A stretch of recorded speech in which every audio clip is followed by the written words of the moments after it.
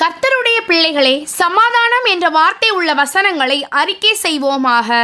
கர்த்தர் தம்முடைய முகத்தை உன்மேல் பிரசன்னமாக்கி உனக்கு சமாதானம் கட்டளையிட கடவர். எண்ணாகமம் 6:26.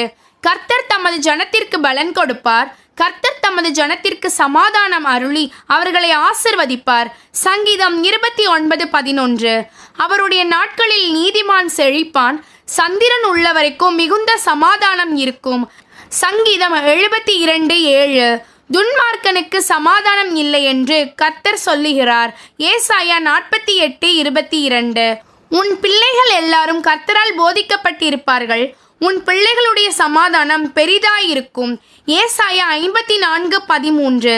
சமாதானம் பண்ணுகிறவர்கள் பாக்கியவான்கள், அவர்கள் தேவனுடைய புத்திரர் எண்ணப்படுவார்கள். மத்தேயு 5:9.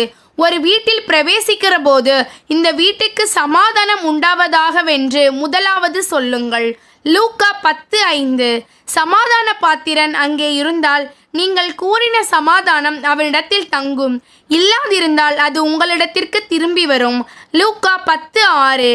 ஆவியின் கனியோ அன்பு, சந்தோஷம், சமாதானம், நீடிய பொறுமை, தயவு, நற்குணம், விசுவாசம். கலாத்தியர் 5:22. தேவ சமாதானம் உங்கள் இருதயங்களில் ஆளக்கடவது. இதற்கென்றே நீங்கள் ஒரே சரீரமாக அழைக்கப்பட்டீர்கள். நன்றி அறிதல் உள்ளவர்களாயும் இருங்கள். கொலோசேயர் 3:15.